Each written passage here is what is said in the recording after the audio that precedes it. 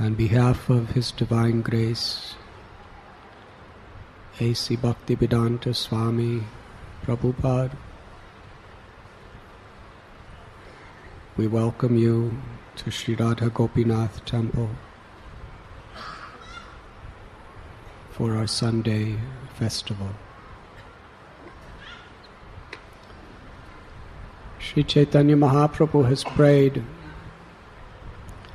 Ai Nanda Tanuja Kinkaram Patitam Mam Vishame Bhavam Buddho Kripaya Tava Pada Pankajastita Duli Sadrisam Vichintaya.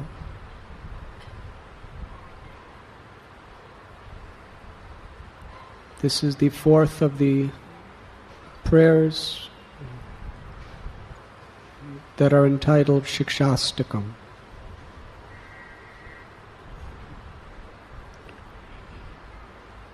Herein, Lord Chaitanya is praying not just to the Lord, but specifically to Nanda Tanuja, to the son of Nanda Maharaj. In 1966, when Srila Prabhupada established his society in the West, the devotees objected to the name International Society for Krishna Consciousness. They felt it was too foreign. It would be a barrier that may alienate people from coming forward to associate with devotees. They felt that the generic name of God consciousness would be more accommodating and appealing. But Srila Prabhupada was very strong. We have come specifically to give people an awareness of who is God. And the ultimate conception of God is Krishna, the son of Nanda Maharaj. There are so many societies teaching sub-religious principles. But our society is specifically to reveal Krishna as the supreme personality of Godhead, the all-attractive object of everyone's love. That suprememost personality who all other conceptions of God are emanating from. Govindam Adipurusham Tamaham Bhajami. So Sri Chaitanya Mahaprabhu, in the previous 3 slokas of Shikshastakam, has glorified the potency of the holy name, the effect that the holy name has on one who chants sincerely and without offense, and how to chant without offense. One must be humble. One must feel oneself having no attraction. One must feel like as insignificant as a blade of grass, as tolerant as a tree, and without prestige offer respect to others. And chant in that spirit, without aspiration for money, or sex, or prestige, fame, scholarship, or liberation. The only aspiration to be servant of the servant of the servant. And then he calls upon the Lord's mercy. Ai Nanda Tanuja Kinkaram Patitamam Vishame Bhavam Buddha Kripaya Tava Pada Pankajastita Duli Sadrisam Vichantaya. The son of Nanda Maharaj, who is supremely playful, who attracts everyone's heart by his most beautiful pastimes, Even Brahma, the powerful creator of the secondary creator of this universe, he fell at the lotus feet of Gopal. At that time he was very young. He was still in charge of calves before he was even given the responsibility of taking care of cows. Lord Brahma placed the 4 crowns on his heads at the dust of the feet of the son of Nanda, considering himself insignificant. Lord Brahma told that in darkness the firefly is thinking that I am illuminating all directions with my light. But in the presence of the sun, the firefly realizes, I am utterly insignificant. In other words, false pride can only remain in our heart to the extent we are in the darkness of ignorance. Ignorance means forgetful of our relationship with Krishna. Knowledge is to understand who I am. I am not this temporary, ever-changing body or mind, but I am spirit. Aham Brahmasmi. And the fuller understanding of spirit is that we are part and parcel of the Supreme Spirit, Krishna. Krishna Suryasa Maya Hoya Andhakar. Where there is Krishna, who is like the sun, there is all light. Maya means darkness, ignorance, forgetfulness of Krishna in our relationship. But when the sun of Krishna rises in our heart, then all ignorance is dispelled. So we may be great scholars, we may know slokas, we may know philosophy, but if we are proud, we are in the darkness of ignorance. It is evidence. Pride cannot exist in the light of Krishna. Lord Brahma's scholarship is something extraordinary. From his 4 mouths come the 4 Vedas. He is the original guru of the universe. He lives for 311 trillion years and never loses his memory, never loses his physical prowess. Father of everyone, of all species, grandfather, great-grandfather. But yet he is saying to Krishna, I thought I was something great because I was in the darkness of ignorance. But like that firefly, now in your presence I realize that whatever power I have is yours.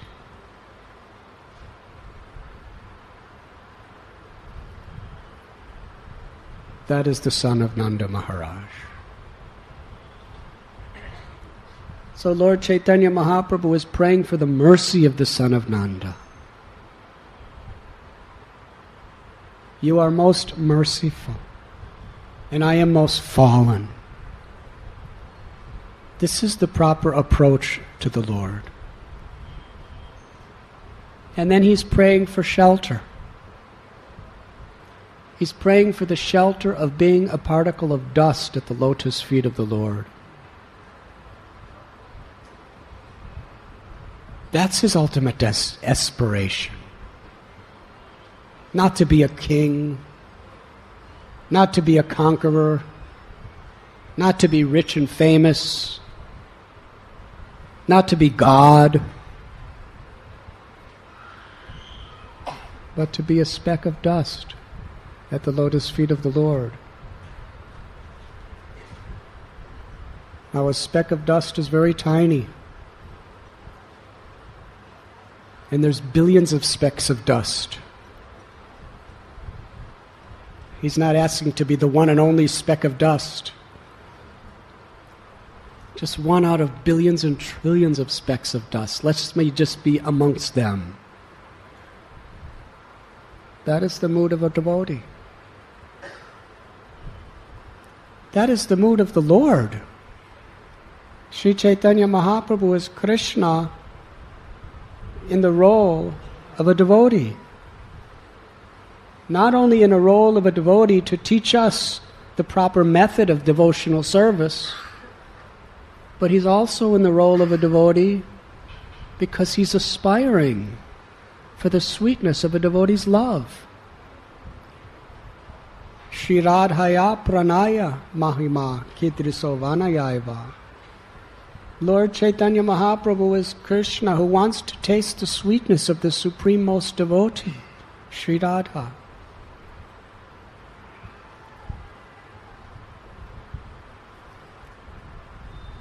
There's that famous darshan of Krishna sucking on his toe, sitting on a banyan tree leaf, floating in the ocean of devastation. Very amazing. The ocean of devastation has conquered everything. And here is baby Krishna, just floating on a single little banyan tree leaf, sucking on his toe. Why is he doing like that? Srila Prabhupada explains, because he sees how so many devotees are trying to taste the sweetness of his lotus feet. And they're so joyful. They're so ecstatic tasting the sweetness of his lotus feet. He wants to see what they're tasting.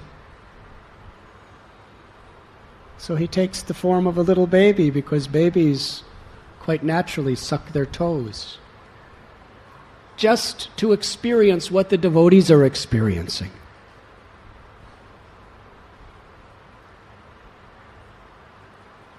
In the spiritual world, no one wants to be important.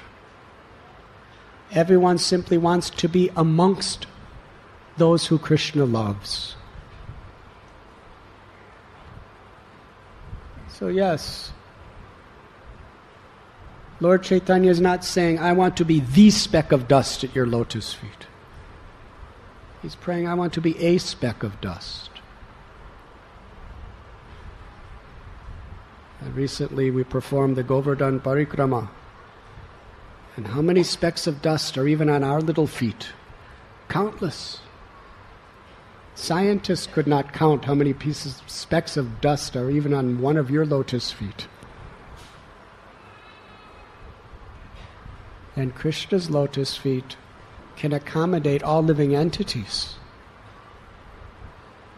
So let me just be amongst those billions and trillions unlimited specks of dust at your lotus feet.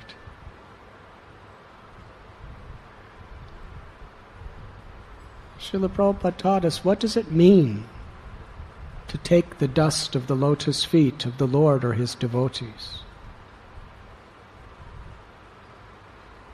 It means to serve.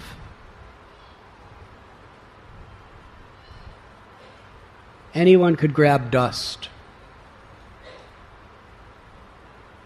People fight to get dust. And it becomes more a wrestling tournament of false ego than it is trying to serve the others. It could become like that.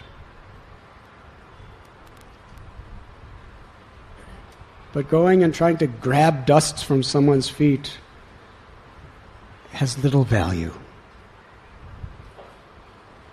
The idea is the feet is the lowest part of a person's body. And we want to take the lowest position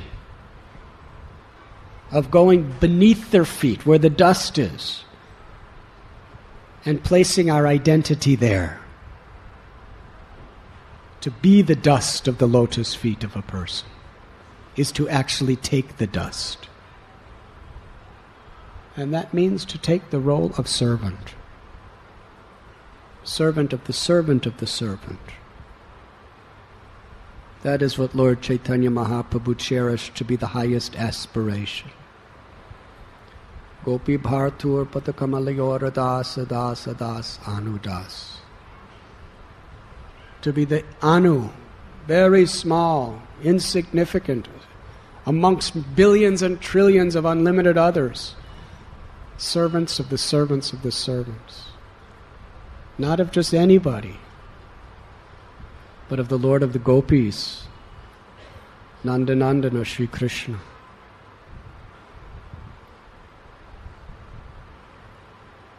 So Sri Chaitanya Mahaprabhu is praying for mercy. And what is the mercy he's praying for? To be a speck of dust, the feet of the Lord. Those who take shelter of the Lord become specks of dust at the feet of the Lord. Those who take shelter in the mood of service to Srila Prabhupada,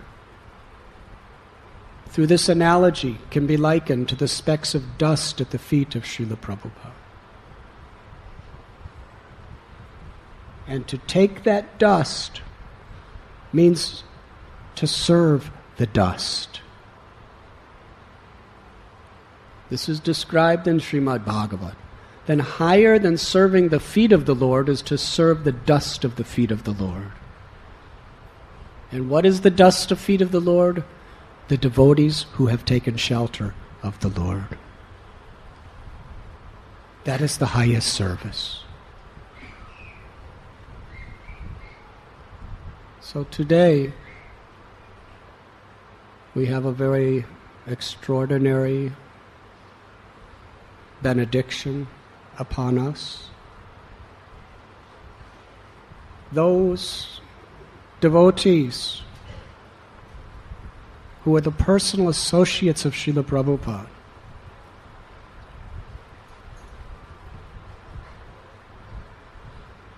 who sacrifice so much of their lives to serve Prabhupada, and who Srila Prabhupada loved so dearly. Srila Prabhupada acknowledged these devotees' service with such grateful and gracious heart.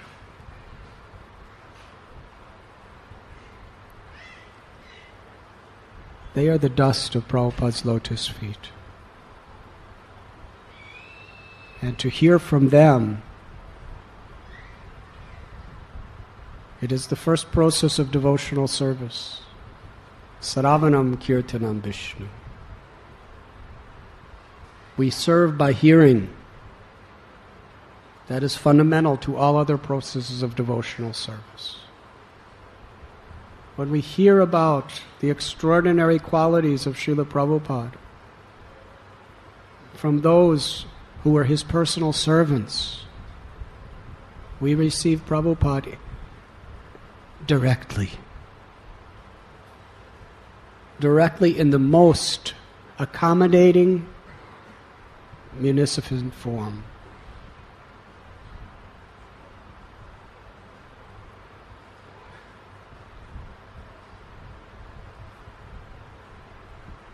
Actually,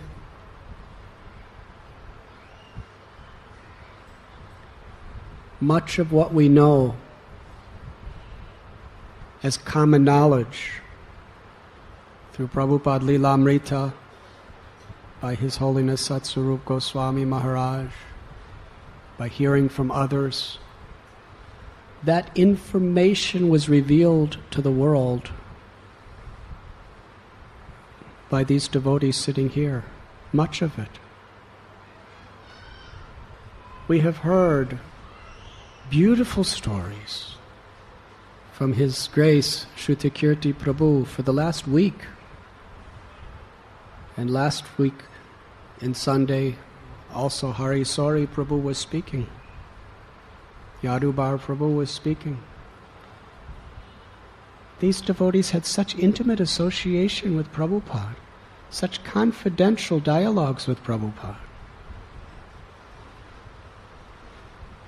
Many things Prabhupada only said one time to them. And now they are the common knowledge all over the world about some of the most wonderful, intimate, divine traits of Srila Prabhupada's personality. Things that Srila Prabhupada spoke to Shruti Kirti Prabhu under a mosquito net while being massaged, are now in books and spoken about all over the world. Factually, we would have never heard these things if Prabhupada did not speak it to Shruti Kirti Prabhu and Shruti Kirti Prabhu did not reveal it to the whole world. So yes, we are very fortunate. By serving the Vaishnavas who have taken shelter of Srila Prabhupada, we are serving, in truth, the dust of the feet of Srila Prabhupada, which is to serve most intimately the dust of the feet of Sri Sri Radha Gopinath. So let us serve by opening our hearts and opening our ears to hear from our guest today, Shruti Kirti Prabhu, Amekala Prabhu, Vishaka Prabhu, and Yadubar Prabhu, who will share with us their very, very personal, wonderful association that Prabhupada chose to bestow on them, of everyone in the universe. Let us very, very enthusiastically and gratefully welcome them to Sri Radha Gopinath Temple.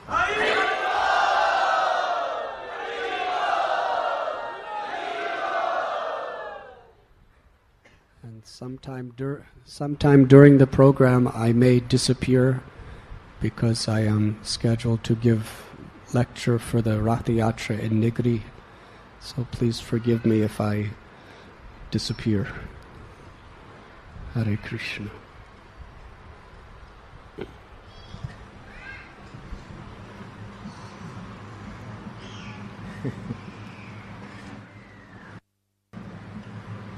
Thank you, Maharaj, for the wonderful introduction to all of us. Maharaj asked me to speak amongst us here, and I thought that we should start with Yadabara Prabhu, he's our senior godbrother to all of us, having joined ISKCON Society back in 1970 when he first met Srila Prabhupada in Surat, India. So, of course we know yesterday was his birthday, and the play, the kidnapping of Rukmini, was offered to Yadabara Prabhu because all the devotees here are kidnapping him to Chaupati Yatra here. So I think he's very easy to kidnap because he doesn't want to leave, He loves it here very much. And it's because in all of you he sees Srila Prabhupada, because he sees the mercy that Srila Prabhupada showed him. We can all see it in all of the devotees here, and it's all shining through Radhanath Maharaj's example. So with that, Yadabara Prabhu, would you like to start this session about memories about Srila Prabhupada?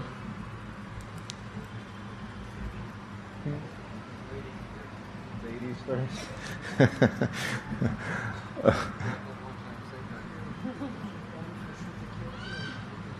Can we do that?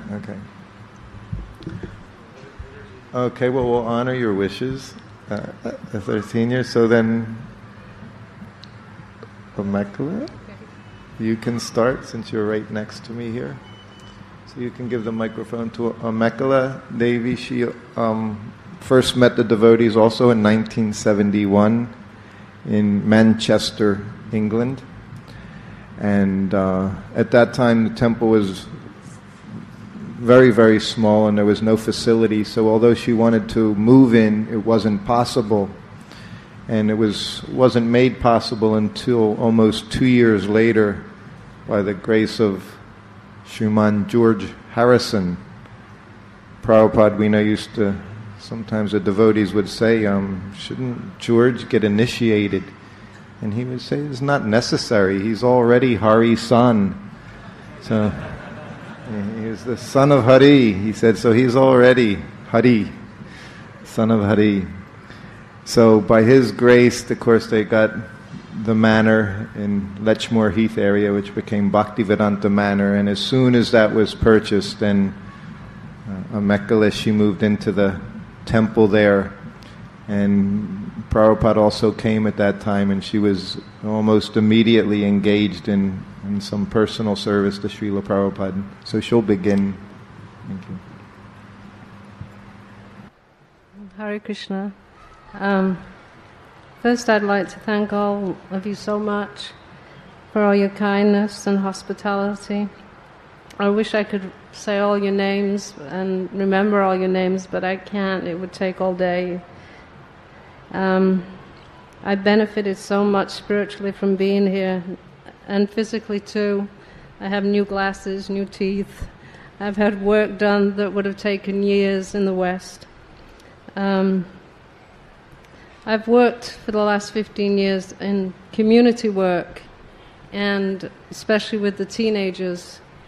And when I travel around with my husband, people often ask me to talk about community. So I was really excited to come here to learn about your community, because everybody knows it's the best temple in the world, the most loving temple. And it didn't take me long to realize what your formula was, and that is Radhanath Maharaj. And I don't know what we can do about that. Maybe we can clone him or steal him, but anyway, kidnap him. But I want to thank him also for being such a good friend to my husband and myself, and my children are all very fond of him. I'll tell you about my first experience with Srila Prabhupada. They had just purchased Bhaktivedanta Manor, and I was quite a new devotee living there. And my service was to clean Prabhupada's rooms. And I was doing that for some time. And then we heard that Srila Prabhupada was coming. So I was kind of thinking, I had to clean his room, and I was thinking, should I go to the airport or not? Because when you go to the airport, everybody goes, so you actually don't really get a chance to see him. So I was scheming in my mind how I could actually, for the first time, when I see Prabhupada, really see him. So I stayed behind and I cleaned his rooms, and I went and collected rose petals, and I got a little basket. And I waited in the temple room. When Srila Prabhupada arrives, everybody's behind him, and he's in front. And at the manor we have the deities there, and then there's a door there. So I just stood here, waiting for that door to open. And I was so excited, I didn't know what to expect. This was the first time I was going to see my spiritual master. And I heard the cars pull up, big kirtan, and I was just looking at the door. I was so scared. And then I finally saw the door knob open, and in walked Srila Prabhupada. And he looked right at me, and he folded his hands and went like this. And I just began to cry and cry and cry, and I bent down because I didn't want him to see me crying like this. And I was throwing flower petals at his feet as he walked towards the deities, because he always went to see the deities first. So that was my first experience of seeing Srila Prabhupada. And while he was there, I continued cleaning his room. But I never got to really see him face to face, because when you clean his room, you have to wait till he leaves and goes on his morning walk. And then when he comes back, you have to leave. So I didn't actually get to see him face to face, cleaning the room. I would listen to classes and things like that. So this went on for, I think he was there for a month. Yeah, he was there for quite some time.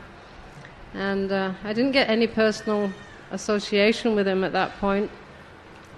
But then he left, and about 2 months later, I heard these ladies screaming, and they're running towards my room, and I thought, oh my God, what's happened?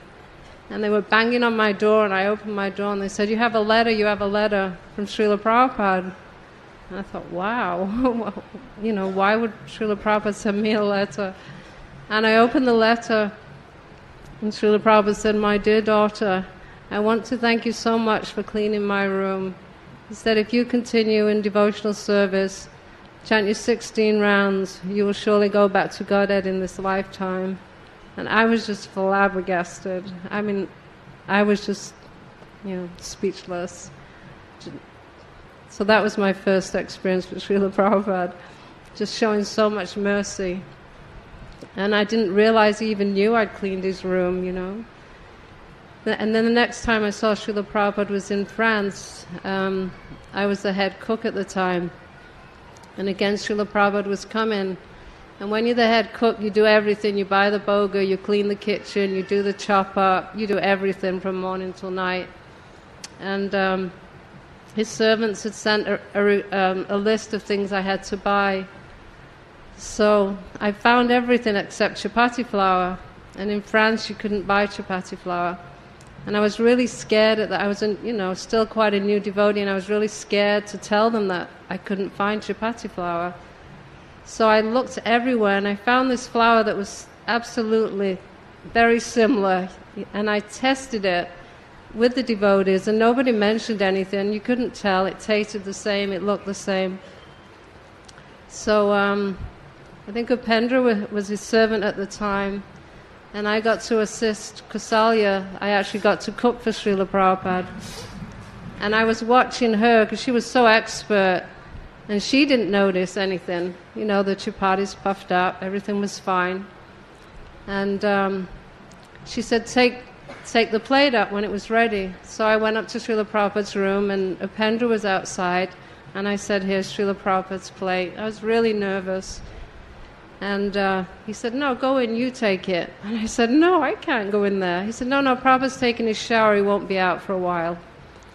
So I very reluctantly went in, and I opened the door, went in, and I went to put the plate down on the table where Srila Prabhupada eats.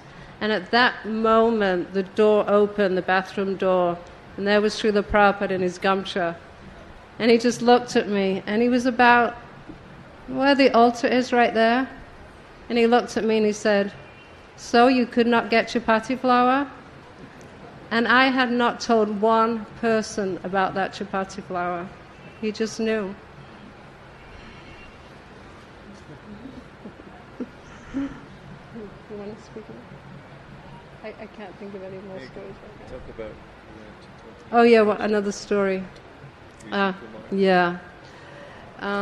Again, I was in New York, and again I was in the kitchen. I was actually kind of running the restaurant there at the time. And this is a story about a devotee, and to show the mercy of the spiritual master. There's one devotee called Rishi Kumar, and he was the most amazing cook. But he'd become very actually offensive to Srila Prabhupada. But he would still come to the restaurant and eat there. And I tried to keep friends with him, even though the other devotees said, oh, don't speak to him, he's a demon. And he would actually blame Prabhupada for not becoming a professional musician, and he started to eat meat again. And this day Srila Prabhupada was coming, and Rishi Kumar happened to turn up, and we were all on the sidewalk. And Rishi Kumar came over to me and said, oh, what's going on? And I told him Prabhupada was coming, and he just kind of shrugged his shoulders. And I thought, oh God, no, I hope he doesn't say anything offensive. And Srila Prabhupada, out of everybody on the sidewalk, walked right up to Rishi Kumar, and he rubbed his head. He said, so you're going to cook for me? And I looked, and all the devotees around were saying, Prabhupada eats meat, he's offensive, blah, blah, all these things. Prabhupada said, that's okay. So also, again, being in charge of the kitchen, I got to help him cook for Srila Prabhupada. So him and I cooked for a few days for Srila Prabhupada. So this is a mercy of Srila Prabhupada. Rishi Kumar, he had been Prabhupada's personal servant as well, and like she said, he was a very expert cook. And I remember, of course, he had been gone for some time. And at that time, the temple in New York was the 55th, West 55th was very, Prabhupada loved that temple in New York. It was a skyscraper in New York City, so it's just what Prabhupada wanted, that temple. And like she was saying, and I had mentioned that during the week as well, as soon as Prabhupada arrived, he knew immediately, and he just went right up to his servant, his disciple, and just encouraged him. And of course he was encouraged as he was cooking each day. Because Prabhupada knew, just like he told that one devotee, it's not possible to forget Krishna. And sometimes this is what some of us would do, some had fallen away, just tried to forget, but it wasn't possible. And the one thing he was attracted to, that he would come to the temple for, was to take prasadam. Even though he was also expert cook, it wasn't the same, so he would come to the temple to take prasadam. Prabhupada once said to me that not everyone can digest the philosophy. He said, but everyone can digest prasadam.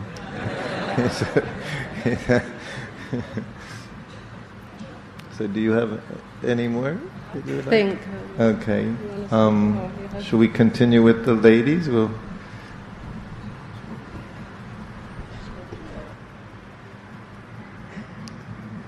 we'll hear from Vishaka Devi. She was telling us yesterday at Yadabar's appearance day celebration that Prabhupada said Yadabara came first. They both came together, but Yadabara came first, and in natural methods she followed, and she I guess joined ISKCON Prabhupada in 1971, also in India. And Prabhupada immediately engaged her in her photography work, which is so many pictures that you see of Srila Prabhupada were taken by Vishaka Devi over the years. She was always there. Actually, it was so nice. I've got to, for the first time after over 30 years, to get to know them. Imagine, see this here, only here at Chaupati Temple. We developed a relationship just like all of you do amongst each other all of the time. And Amekla and I have both got to know them, and we're so happy to know such wonderful devotees, such a wonderful couple in Krishna consciousness. And although I was with Prabhupada in 1972 and 73 and 74 and 75, and I saw them both, I never really knew them other than they were doing such wonderful service. And part of that, I think much of it was due to that we were so busy that we didn't take time even to develop personal relationships with one another.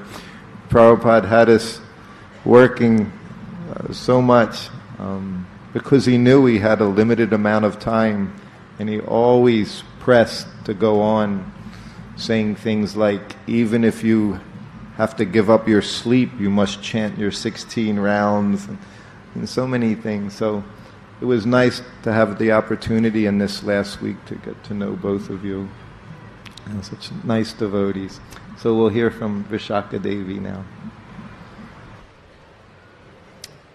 Nama Om Vishnu Padaya Krishna Prastaya Bhutale Srimate Bhaktivedanta Swaminiti Namane Namaste Saraswati Devi Gauravani Pacharane Nirvasesa Sanyavari Pasyata Deshatarane. So as I think all of you must know by now, Shruta Kirti Prabhu was a very expert servant of Srila Prabhupada. That as you see him today, he's a very friendly, approachable person. So he was 30 years ago when he was serving Srila Prabhupada.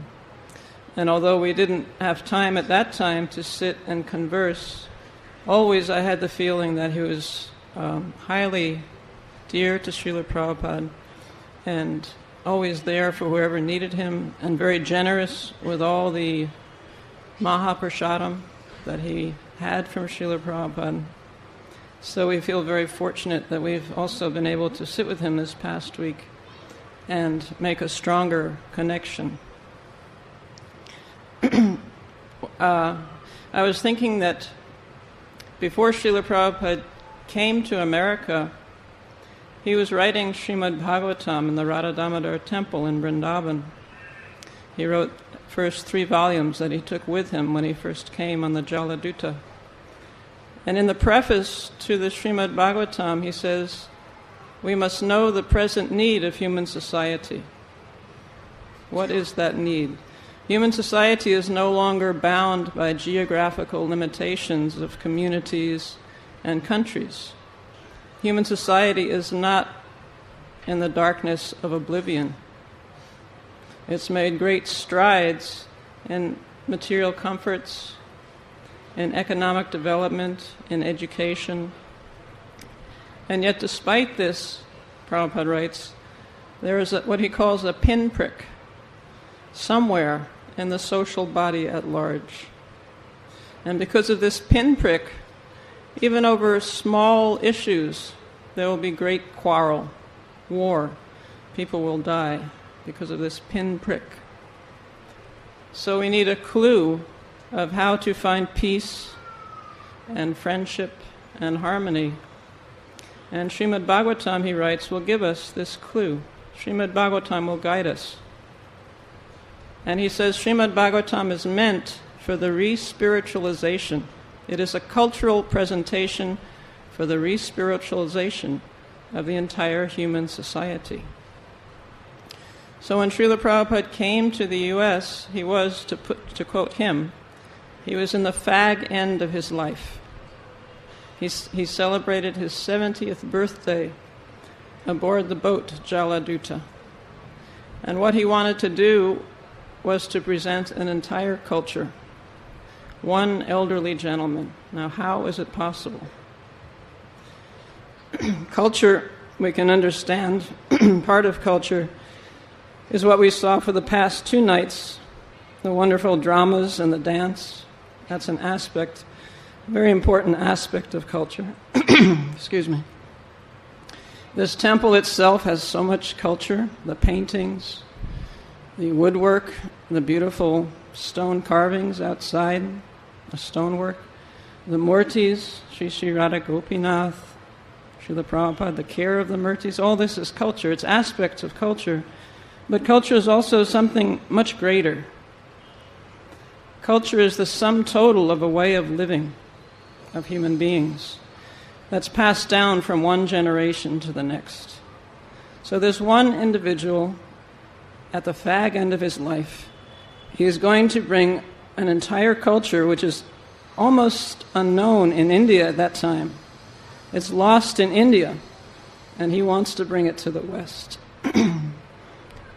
So how does he do that? How is it possible to do that? Excuse me. Because of Srila Prabhupada's character. Well, we've heard from Shruti Rupa Prabhu for the past week. We also heard from Harisari. Glorious examples of Srila Prabhupada's character. I had the opportunity to look into this word character. It's a fascinating word. Several centuries ago, when it was first used, it meant a graphic design. It meant letters of the alphabet, a distinctive mark. And another meaning of character was imprint on the soul, because the letters of the alphabet at that time, centuries ago, were used to describe God, to describe God's devotees, to describe God's activities, and they made an imprint on the soul of those who heard those activities. They were purifying. This is character.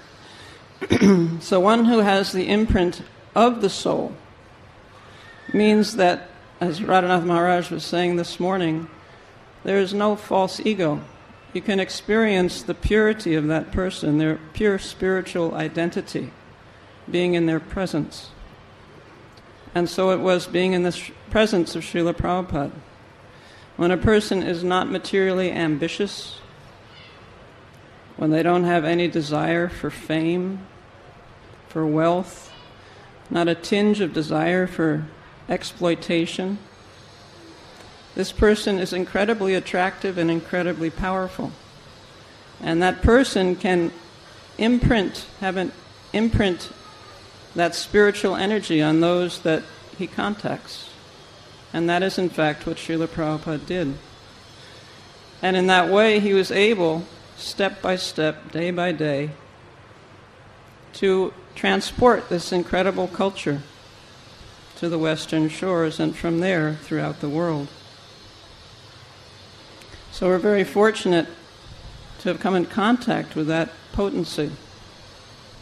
It is not something that should be taken casually.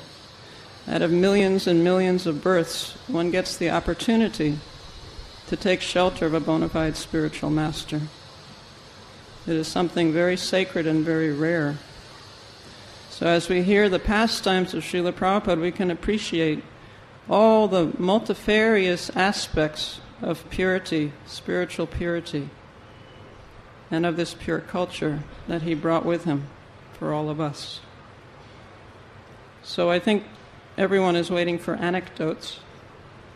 Anecdotes are so pleasurable and easy to hear, so I will relate one small anecdote into the vast ocean of Srila Prabhupada anecdotes. This was in Vrindavan.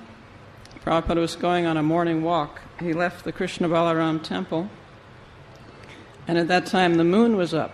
And he looked at the moon and he said, "Oh, tomorrow will be Ekadasi."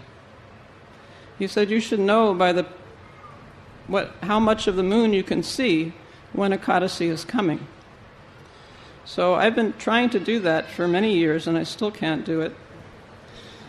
Recently there was some discrepancy about the last day of the Damodar month.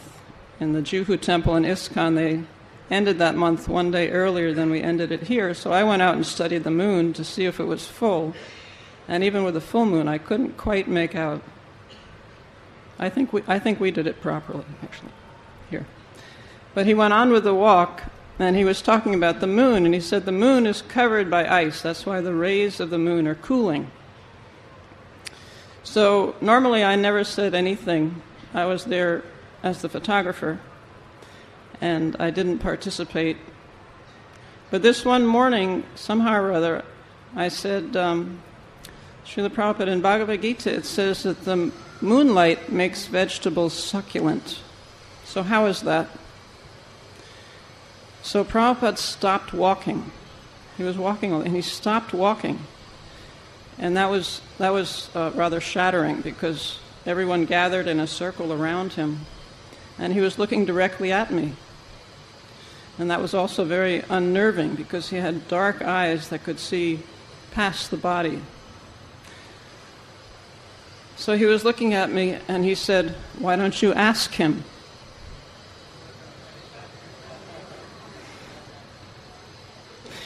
So I still have not yet asked him, but I hope to. And then Srila Prabhupada went on walking.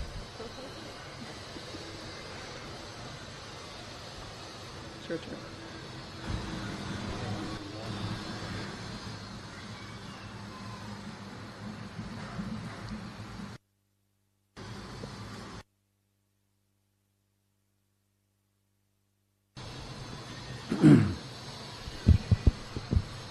Nama Om Srila Krishna Prasthaya Bhutale Srimati Bhaktivedanta Swami Iti Namane Namaste Saraswati Deve Gauravani Pacharane Nirvishesha Shunyavani Pasyatare Satarine.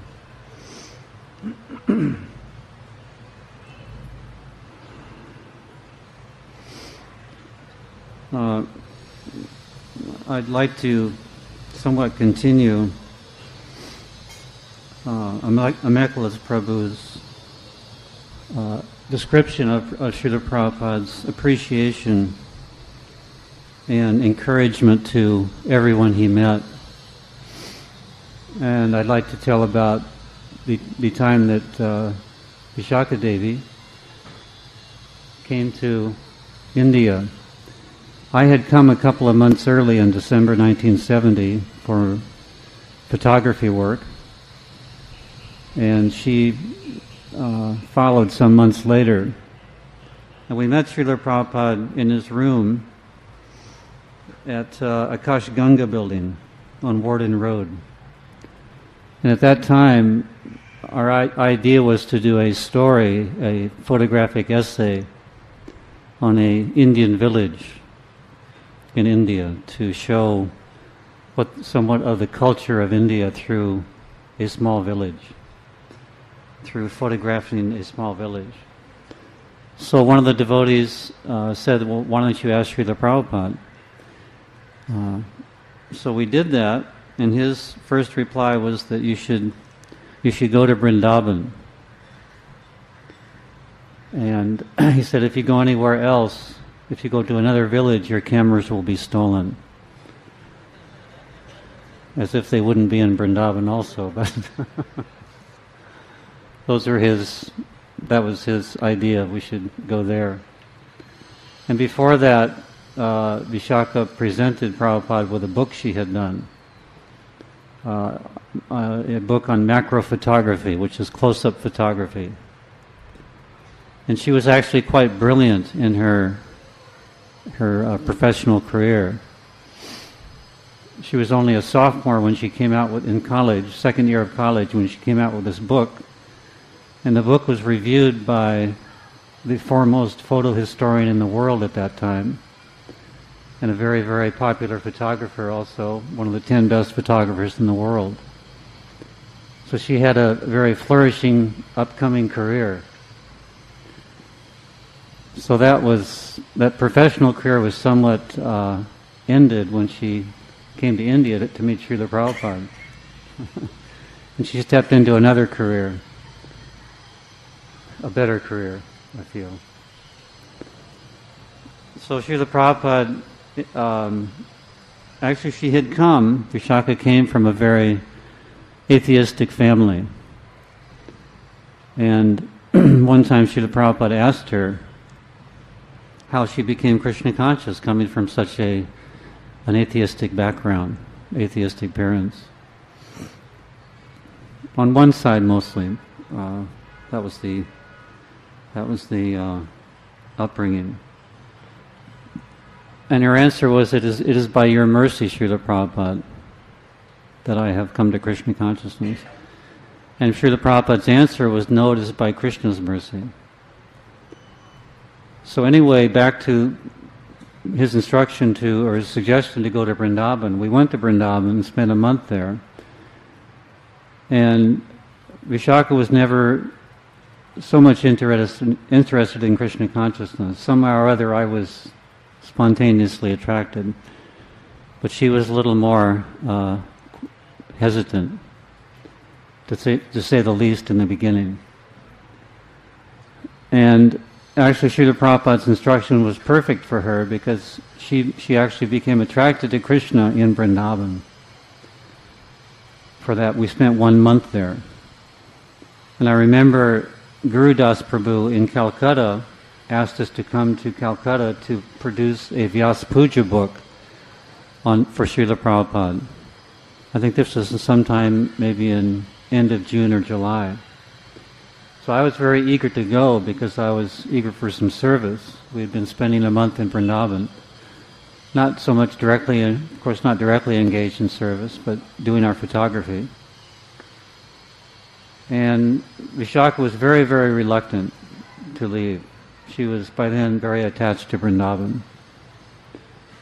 So that was Srila Prabhupada's genius, that he could, by that small instruction, that suggestion, that was where Vishaka became attracted to Krishna, and therefore attracted to Srila Prabhupada. So and also when I first came, well, the point of that story, I think, is that Srila Prabhupada appreciated what she had done from the beginning. Her book, her idea to go to Vrindavan, or to photograph an Indian village, And he encouraged her at every step. So that is Prabhupada's genius, that he, of course, his Krishna consciousness, that he encouraged everyone he met. No matter what level they were at, he would encourage them. So that's a very, very important lesson for all of us. And in my own experience also, I came as a photographer and asked Srila Prabhupada if I could join his party. And initially Prabhupada was not so encouraging. I think you've heard that story before. But he allowed me to stay very kindly. And he encouraged me. I remember I would sit in his room for hours and hours in Surat, and people would come in, Srila Prabhupada would preach, and of course he would encourage them, but he also encouraged me indirectly. He would, as a person came in, he would introduce me. He would say, "This is Mr. John. He is from America, and he is very expert in photography." Every time he would do that practically. So of course for me that was very encouraging. And Srila Prabhupada, as the Mekhala Prabhu was also mentioning in her story about the flour dough, or about the flour, Srila Prabhupada also knew everyone's heart. He knew our consciousness. And of course there are many, many stories how Srila Prabhupada would sometimes encourage and sometimes ignore, actually, if our consciousness was not proper. Brahmatirtha has a story in that regard. And also, I also have another story. In Mayapur, I think it was 1976, Vishaka Devi and I had just arrived in Prabhupada, in Mayapur, and we went to see Srila Prabhupada in his room. And I had brought a gift of $100 bill. And Vishaka had brought a jar of honey to give Srila Prabhupada. So I was thinking this $100 is much more valuable than that jar of honey. And I was somewhat proud. So we went in and paid obeisances.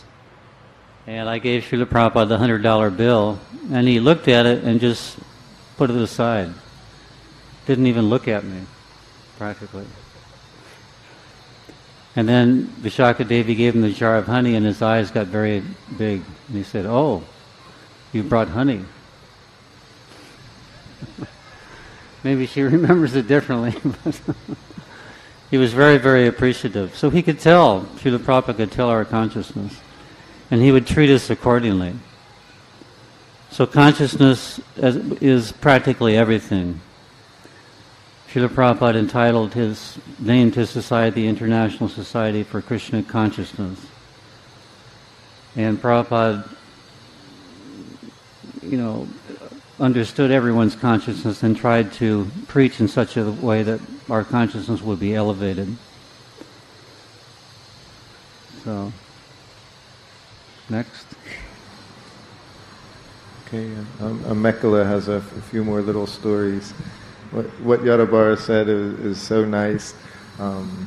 I got to see that this was natural. Sometimes we would become proud before Srila Prabhupada. And like he was saying, he always knew what Prabhupada responded to humility, the humility of a devotee, and he would give you so much when we remained humble. In Vrindavan, I always remember the time when Prabhupada saw this one devotee walking, and he just said, "What are you doing?" And the devotee said, "Oh, Prabhupada, I'm chanting 64 rounds a day." And immediately Prabhupada said, "Yes, and then what do you do?" So as soon as someone was filled with that pride, because he was happy to tell Prabhupada how much he was chanting, but then Prabhupada was not impressed with his 64 rounds a day, saying, "Well, then what did you do?" So we had to be very careful. When Maharaj was speaking about becoming the atoms, just one of the atoms of dust at the feet of the Lord, it reminded me of one story so quickly. And I'll tell it, and then Mekala can speak. And it was before I had become Prabhupada's servant, and it happened in New Dwarka. I was saying how I would read Krishna book every day in the garden to Srila Prabhupada with the other devotees. And it was by the grace of Kirtanananda Maharaj that I got access to Prabhupada from the beginning. And it was the first day we were in there, in this garden, and it had just been landscaped and all. So that day it was just Prabhupada was there, and Maharaj, Kirtanananda Maharaj, and myself, and there was one brahmachari that was living in the temple in New Dwarka, and his parents had arranged and provided all the plants and all that were used for making the garden there in Los Angeles, which was so beautiful, and Prabhupada liked it so much. So they were also there. They were getting darshan of Srila Prabhupada. And so immediately Prabhupada was told that, the brahmachari introduced him as his parents and said they've helped with the garden.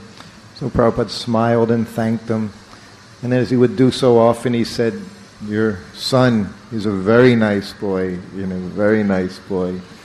And the mother, of course, immediately, she knew he was a nice boy.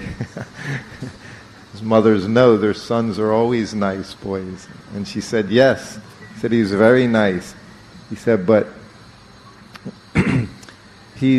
was going to college, and now he's given up his schooling, and he's just living at the temple. And they liked devotees. They liked the Krishna consciousness, but not that he had given everything up. And she said, but it seems like he has no ambition. And Prabhupada agreed and said, yes, he has no ambition. He just wants to do some service for Krishna. And she was rather startled. And Prabhupada said, that is a devotee. He has no ambition. He just wants to serve Krishna.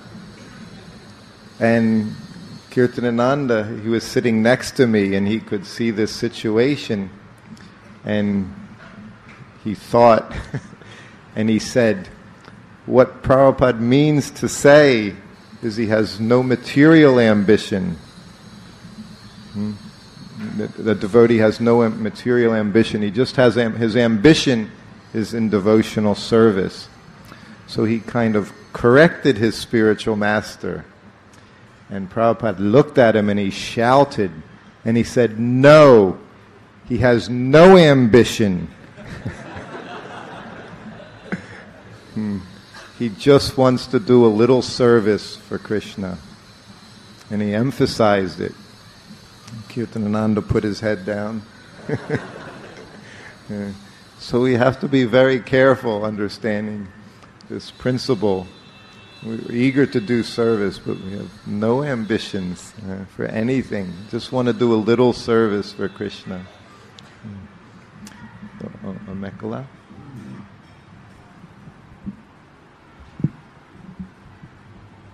Just a couple of short things. At that time when Srila Prabhupada first came and I was cleaning his rooms, we would often sit in the bathroom next to his darshan room and just kind of peek in and see who he was talking to. And a lot of famous people actually would come to the man. Of course, George Harrison would come. Another famous person in England called Donovan, who you probably don't know. But this one very famous race car driver came. He was the fastest in the world. Very, very famous. And he came in and sat down. And Prabhupada spent about an hour talking to him. And Prabhupada described the workings of the car. He knew everything about racing cars. I could not believe it. It was just an amazing conversation. I don't know if it was ever recorded. But and then I was thinking about pride and how merciful it was that Prabhupada sent me that letter. But also at that time when Prabhupada was there, I got to go out twice in the evening to life members to take prasadam. There was only maybe 12 of us. And my girlfriend had told me, her name is Sava, she's one of my best friends, that one time she was wearing a sari, and it was a yellow sari, and it had gold all over it, and it was actually very gaudy, if you know what that word means. Do you know what that word means, gaudy? Yeah. It wasn't, it wasn't such a nice sari, I didn't think, but Prabhupada told her when he saw it, he said, "Oh, very beautiful sari." So I thought, that night I was going to be going out to dinner with Srila Prabhupada, so I wanted him to notice me. So I went all over looking for a replica of the sari, and she described it. And I found one, but he never mentioned anything to me, because I was looking for it. Yeah. So, and then another story was when I was in France. When Prabhupada was leaving, we drove back from the chateau to Paris, and I jumped into the car behind Srila Prabhupada, myself and Satarupa, who was the famous model. And Srila Prabhupada was in the car in front with Bhagavan, and we had a basket of flowers. And every time the car would stop, we would jump out of the car and run to Prabhupada's car and give him a flower, and then run back into our car. We did this about 30, 40 times, and Prabhupada was just laughing every time we did it. And when we arrived at the final destination, Bhagavan later told us that Prabhupada said, yes, they're very devotional. And but he also said, because he didn't drive very fast, and I wanted to mention this because in India, it's so scary the way people drive here. And Srila Prabhupada actually said, Krishna gets out of the car once you go faster than 55. He actually leaves the car.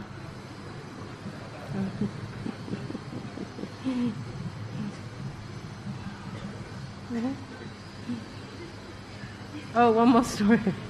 Just one more story. At Bhaktivedanta Manor one time, we were on a morning walk, and as we were walking around the manor, all of a sudden Srila Prabhupada spoke to somebody, and there was nobody there, and we all looked, and we heard Prabhupada said, "Go away." It was near the pond, and the devotees asked Srila Prabhupada, "Who are you talking to?" He said, "Oh, there was 2 ghosts."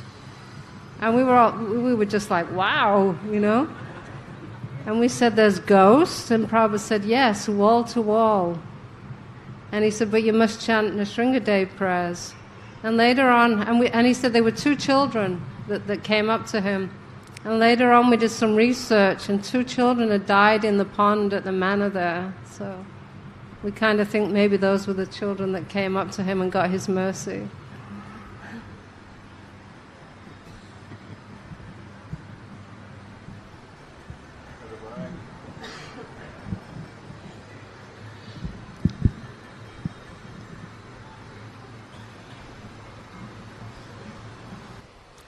Another aspect of Srila Prabhupada was that he was the perfect gentleman.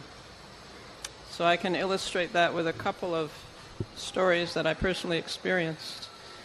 When we first aired our film, the first film of the Hare Krishna movement called the Hare Krishna People, we were in Mayapur, and it was Gaur Purnima time. So all the devotees had come from all around the world. And it was going to be shown in Srila Prabhupada's room. And Srila Prabhupada's room in Mayapur is not very big.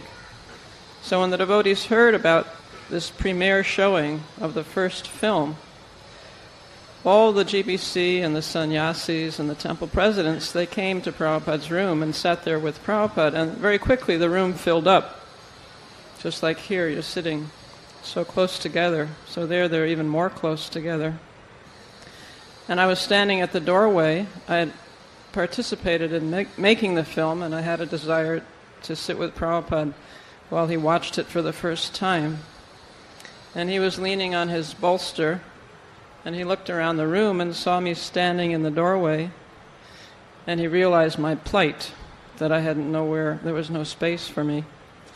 So then he said, "You come and sit here," and he pointed to a spot right next to him, which was open because the devotees didn't want to crowd him. That was one incident. A second one was also in Mayapur, there was a devotee named Siddha Swarupananda who went out early in the morning and got a big vat of date ras, which was tapped from the trees in Mayapur early in the morning. And he had small clay cups, and he put them on Prabhupada's table, and he filled them up with his fresh date ras. And he handed one to Srila Prabhupada, and Srila Prabhupada indicated me, and he said, "Ladies first."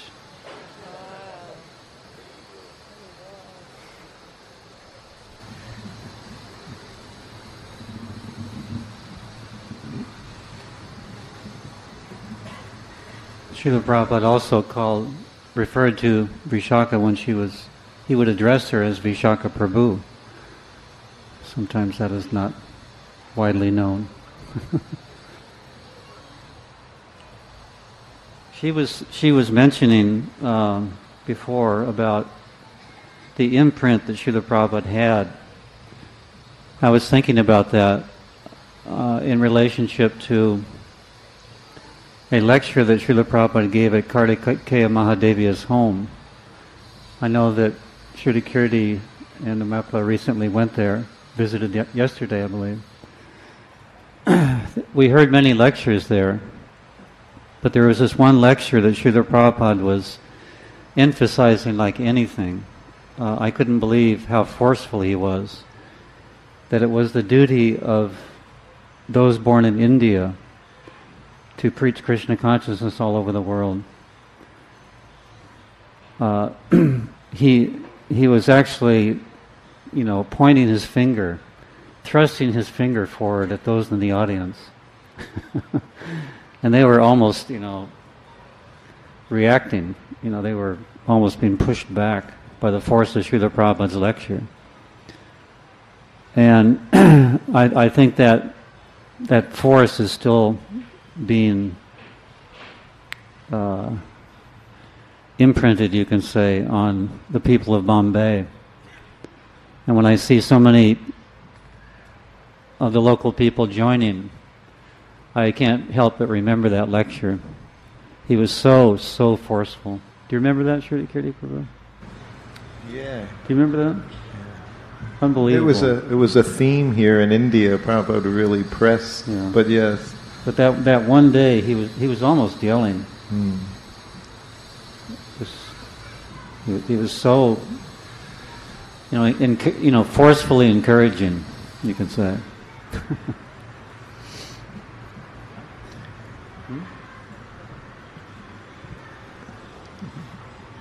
One of the points that Srila Prabhupada made at that lecture, he said, India is the land of religion, and it has become so fallen that now you must import milk powder and brahmanas.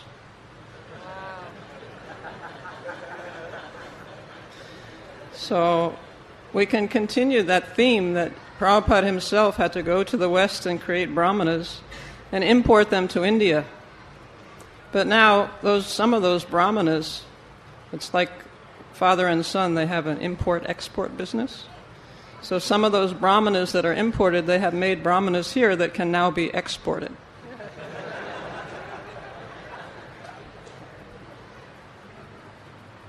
Hare Krishna.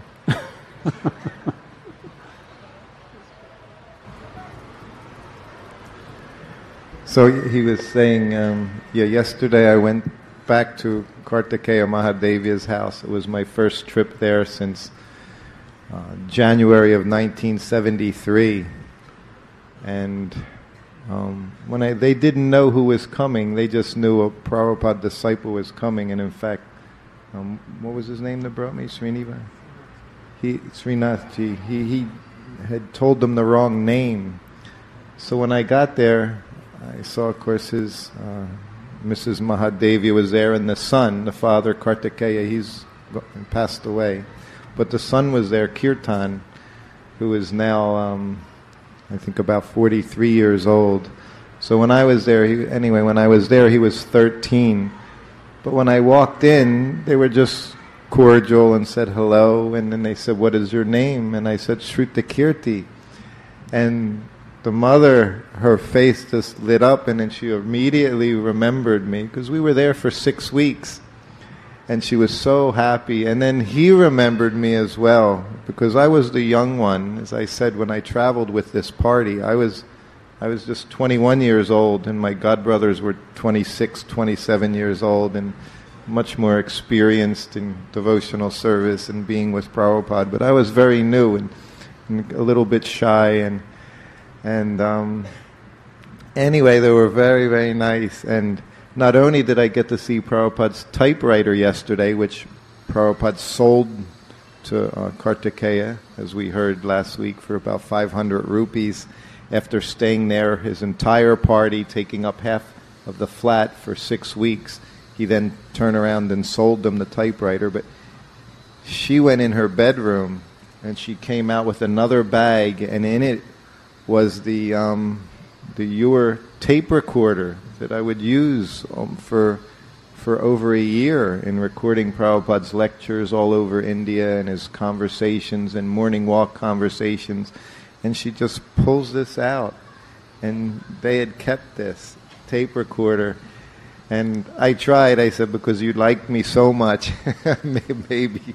I said, that's my tape recorder. And they just looked and laughed, and they're not ready to part with anything, so they have such great love for Prabhupada. But she said several times to me that she was just so happy because she could remember. She remembered so much of those days. And she laughed. She told Amekala, she said, when they were here, because that's when I had jaundice. And despite my jaundice, I also had a big appetite at the same time. And Prabhupada told her, don't give Shrutakirti more than 5 or 6 chapatis. So he put a limit on my eating there because I was recuperating from my jaundice. So Prabhupada was always just taking such nice care of all of us. And he always took very nice care of me, and he observed so much what I was eating and what I was doing. So he gave her that instruction. And she very happily, she was making him his puffed rice, right? I told that story the other day, how much he liked puffed rice and peanuts. So Prabhupada had her making these things for him as well, and and that was it. You know, she also, Prabhupada was like a father to her, and she just enjoyed. Prabhupada would do that. He knew just what to do so that you would serve him and love him, and whatever relationship was required, he would give you that relationship. He was so expert. And of course Prabhupada loved. He had such great love for everyone. And I remember when I went in there, they showed me Prabhupada's room where he stayed, which was the master bedroom, which I could recognize all. And then I said, where did I stay? And he showed me, and I said, I used to massage Prabhupada here. And he said, no. He said, that's Prabhupada's room there. I said, yes. I said, but I remember I would massage Prabhupada here because that's where the morning sun would come in. So Prabhupada would naturally, wherever the sunshine was, that's where Prabhupada would take his massage. It didn't matter if it was in a hallway. Sometimes it was beside a swimming pool or in a garden. And Prabhupada would find that morning sun to take his massage. There was one other, I just wanted to tell one. Yes. I just wanted to say one thing on that story yesterday, because my husband probably won't.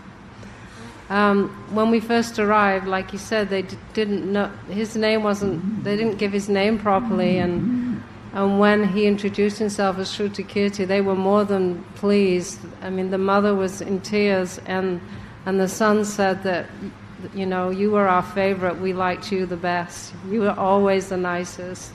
They were so overwhelmed to see him. Just wanted to mention. So just one short story, and I'll be finished.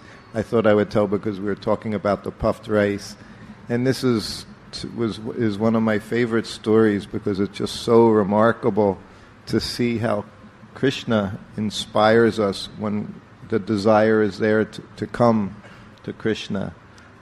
Just like we all have our stories, but this one story is an illustration of how anything can happen if we take one step towards Krishna.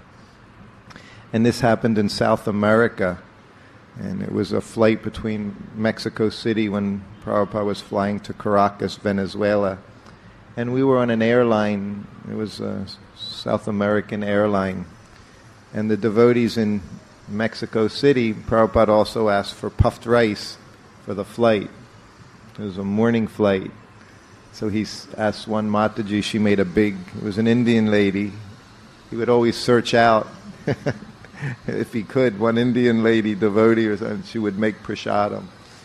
So she made a big batch of puffed rice and peanuts for the flight. And it was just packaged in aluminum foil. And I had it in my bag. So after the plane took off, and everything was done again, Prabhupada was at the window where he always sat, his window seat, and I was in the center, and Paramahamsa Swami, he was next to me. So the plane was in the air and all the lights were off, and Prabhupada just looked and said, okay. He said, prasadam. So I just opened up, it's all I had, I just opened up the foil and placed it, put his table down and placed it in front of him. So Prabhupada just started eating, and he would chew. Prabhupada chewed his food very nicely as well, and he was chewing. Always enjoyed. It was such a pleasure to watch Prabhupada take prasadam. It was a pleasure to watch Prabhupada do anything. Taking prasadam was delightful. And he would do it so neatly, and he ate about half of it. It was a fairly large quantity of puffed rice. So he ate about half of the puffed rice. And then he just looked at me and said, okay. He said, now you can take. So we would just take his remnants. We were so fortunate, we would just take Prabhupada's remnants right there. So I took it and I ripped it in half. And I put half on the one sheet of aluminum foil, and I put the other on the other half, and I put it to Paramahamsa. He was sitting right next to the aisle on the plane. So then Prabhupada hadn't even cleaned yet. He was just sitting there and allowing us to eat. So we both started eating our puffed rice with Prabhupada sitting next to us. And one stewardess, just a young lady, she was an attendant on the flight attendant, she started walking by, and she stopped right in front of us. Paramahamsa was on the aisle seat. He was a sannyasi. But she stopped right in front of us, and she leaned over and took a handful of my puffed rice right off of my plate and threw it in her mouth.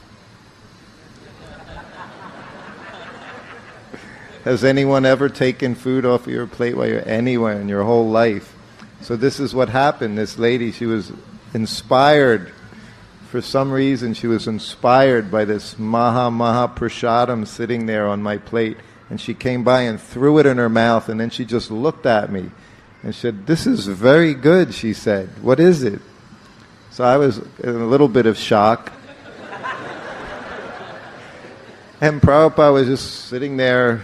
And then Paramahamsa was a little bit surprised as well. But Prabhupada was just sitting there, didn't say anything. And so I told her, I said, it's puffed rice. And I said, we have a special diet. I said, we're vegetarian. And she said, she said, it's very good. I said, yes, it's very good. She said, would you like anything else? She said, in first class, she said, they have, so many things. There's fruit and anything you want. And I looked at Prabhupada. I said, Prabhupada, would you like anything else? He said, hot milk. So I said, we'll all have some hot milk. And she said, okay. So she came back and she brought back, for all of us, she brought us hot milk, and she brought back fruit. She had cut up all this fruit that she got from the first class section. We were still in coach for this flight. She brought back some fruit and some cheese, and she gave it all to us. And while she was gone, I said, Prabhupada, I said, that was very strange. And Prabhupada said, he said, it's natural inclination of women, he said, to serve. He said, they have a natural devotional tendency. And I was just so surprised, but Prabhupada just made like it was nothing special. But it was very special. It was Prabhupada's Mahaprasadam, which he didn't make anything special about. We knew we were very fortunate. But she was doing something that no professional person would ever do. But she was inspired from within to take. I never knew what happened to this lady at all, of course, but anyone gets, such mercy from the pure devotees, certainly their life is successful. So it was just such an amazing event, and I'll never forget it happening. So is Maharaj, would you like to? No.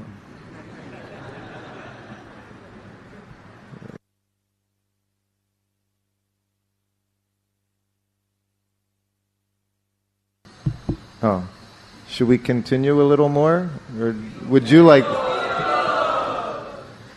Okay.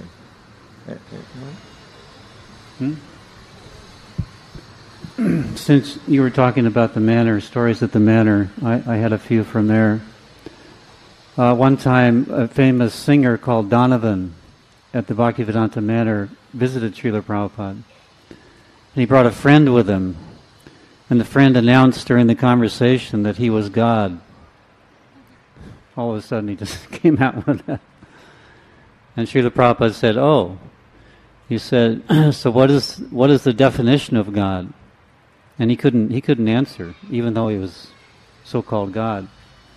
And he seemed like a normal person. So Prabhupada asked someone to get the dictionary, and he looked up the definition of God. And I believe the word there was omniscient, meaning all-knowing.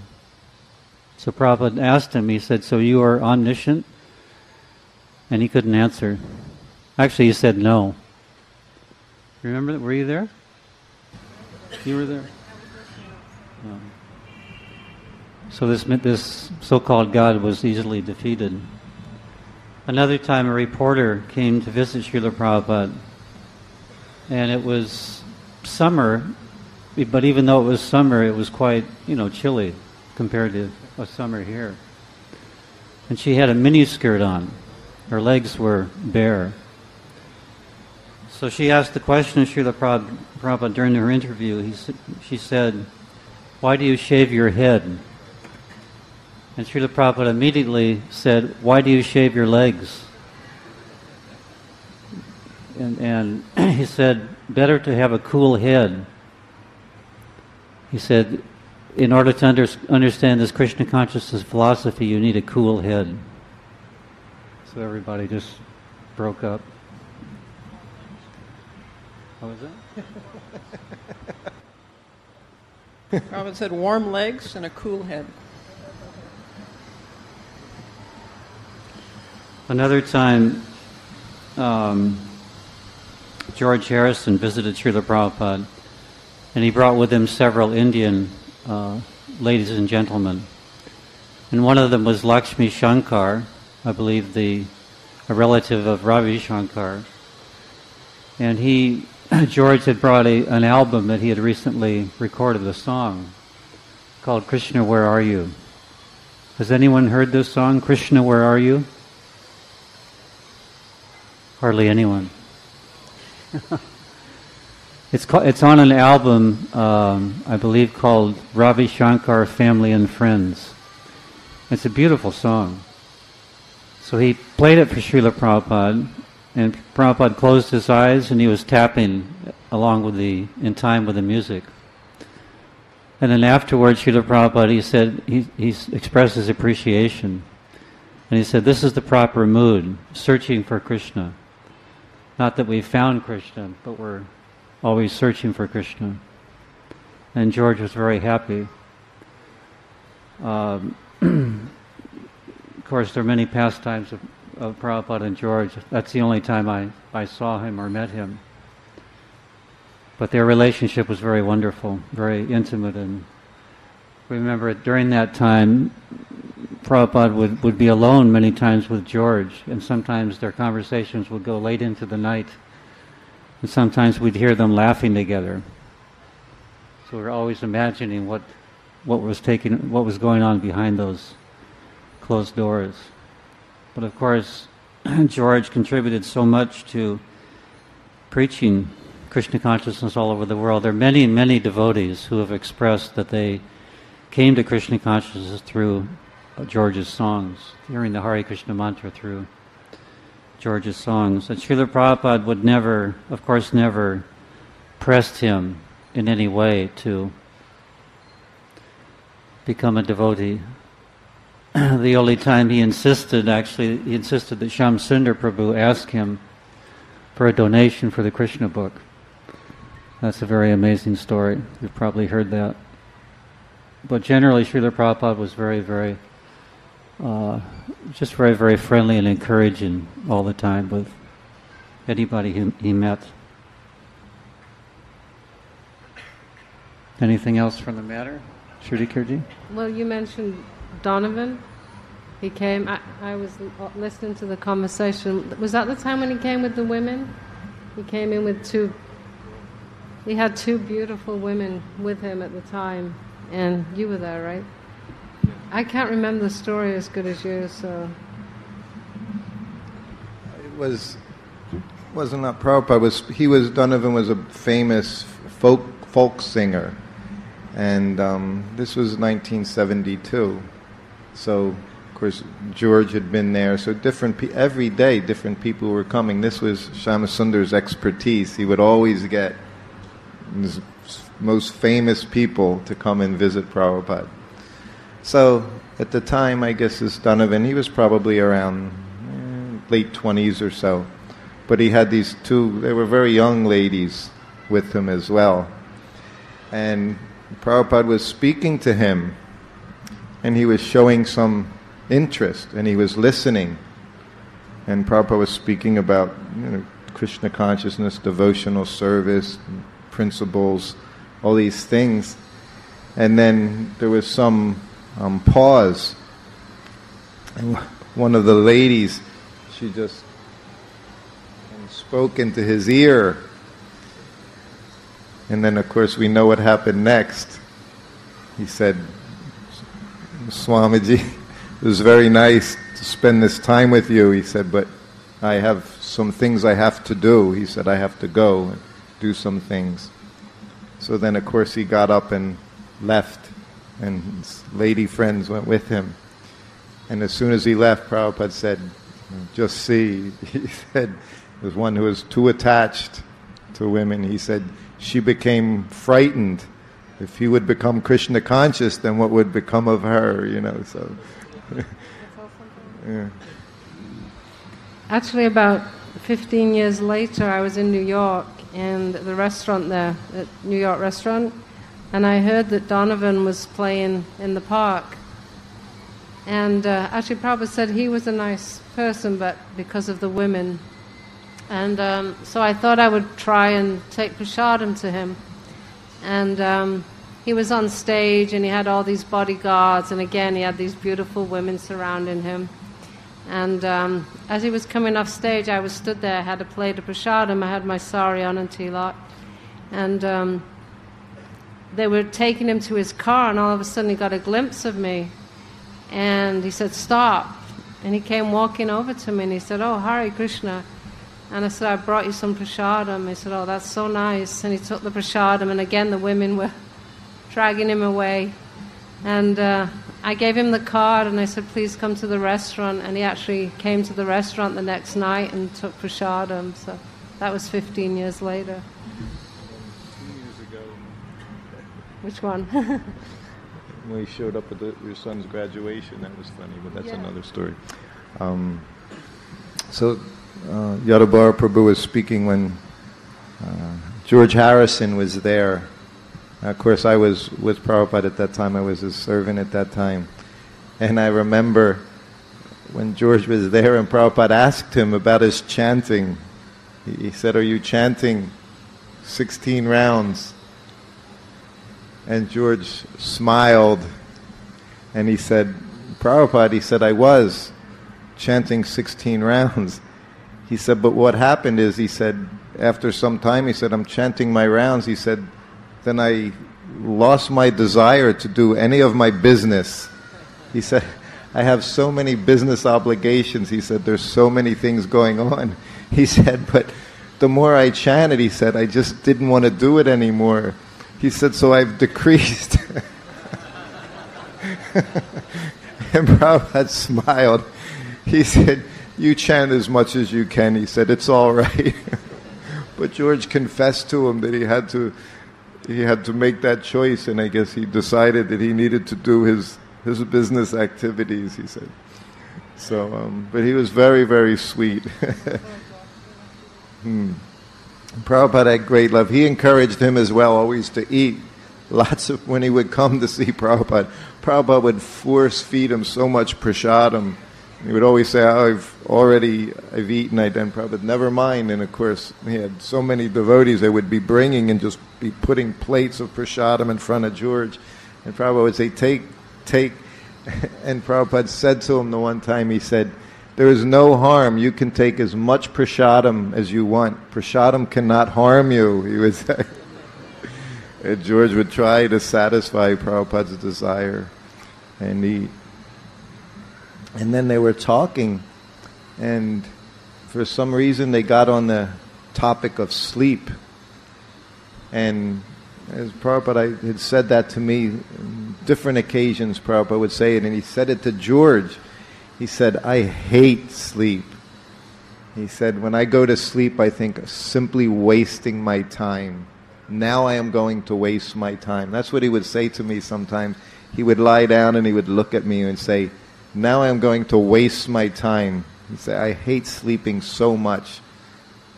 So he would say this to George, and George started laughing. He said, me too. He said, I hate sleep. And then the two of them started laughing, and they were saying, sleeping, I don't like to sleep at all. So they just wanted to do their work. And Prabhupada never liked to sleep. And then he would lie down. He was so amazing, Prabhupada. He would say, I hate to sleep. And then sometimes, like once in Hawaii, he was speaking to Guru Kripa and myself in beautiful quarters he had in Hawaii, with just like Mayapur, the breeze would blow through. It was New Navadweep. New Navadweep it was in Hawaii. And he had windows on both sides, and the breezes would just blow through. So it was after lunch, it was light out. And Prabhupada was talking to us, and he was sitting up in bed. And he said, now I am going to take rest. And he laid down, but he didn't just lay down. As he was sitting up, he grabbed his covers. And as he went to lay down, in one movement, he just laid down and he pulled the covers over his head, and he disappeared under his covers. And Guru Kripa and I, we just looked at each other and we shook our heads. And it was just like a little boy. Prabhupada was so much innocence, and it was just wonderful. And he just pulled him over and disappeared, and we were left there alone. So we just offered obeisances and left the room. He had no formalities, Prabhupada, when he wanted to. He was from another world. He had nothing to do with this world. One more short story. Just a short story, and then I'll be finished. And I was wondering, this was the one story I wanted to tell, so this really shows that Prabhupada was just completely detached from anything within this world, how he just did as he liked, being an ambassador here from the spiritual world. And this was in Australia, and Prabhupada was taking what was not a very long flight. It was from Sydney to Melbourne. And the arrangements were made that he would take prasadam, his lunch prasadam, at the airport because it wasn't ready yet. And Madhvisa was going to literally bring him the deity plates, and he would take his lunch in the, in what was it called, the transfer lounge, like in the lounge there at the airport.